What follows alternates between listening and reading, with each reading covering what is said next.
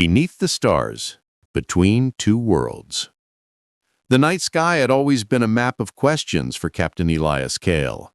From Earth, he had studied the stars, charted them, and dreamed of the day humanity would step beyond its fragile blue cradle. Now, stranded on an alien world, he found himself gazing at those same stars, but from a soil not his own, breathing air both strange and familiar, with the knowledge that he might never return.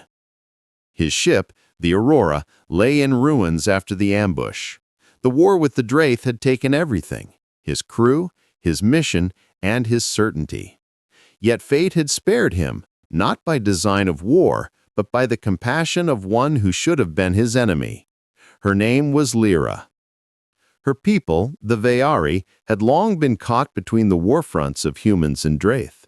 Tall, graceful, with luminous eyes that reflected the constellations like shards of crystal, Lyra was unlike anything Elias had ever seen. When she found him bleeding in the wreckage, she had every reason to leave him. Instead, she healed him with a mixture of alien herbs and quiet prayers whispered in a language that seemed half song. At first, Elias distrusted her kindness. War had made suspicion his second nature. But Lyra's presence was different, her gestures precise yet gentle, her voice calm like the river winds that passed over the shattered plains of her world. They were from two worlds, and yet under the canopy of stars they found a fragile bridge. Nights turned into weeks. Lyra taught Elias the songs of her people, each one a story of survival under war and loss. In return, Elias told her of Earth's oceans, of the way sunlight broke on the waves at dawn, and of laughter among friends long gone. They built a life in fragments, repairing tools from the wreckage, hunting together, watching the constellations shift across alien skies. Slowly, the walls of mistrust fell away. One evening, as the two moons rose, Lyra traced a constellation with her finger. In our tongue, it is called the Bridge of Souls, she explained.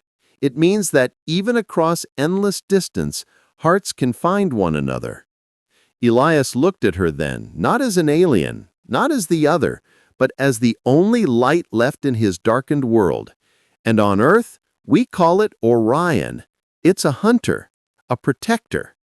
Their eyes met, and the silence between them became an unspoken vow. When scouts of the Draith came searching, Elias and Lyra stood together. She taught him the hidden paths of her land. He used his tactical training to outmaneuver the enemy. Together, they survived, not as human and alien, but as two souls bound by trust. The war beyond their small corner of the universe still raged, but here, beneath the stars, a fragile peace had taken root. Love did not arrive as thunder.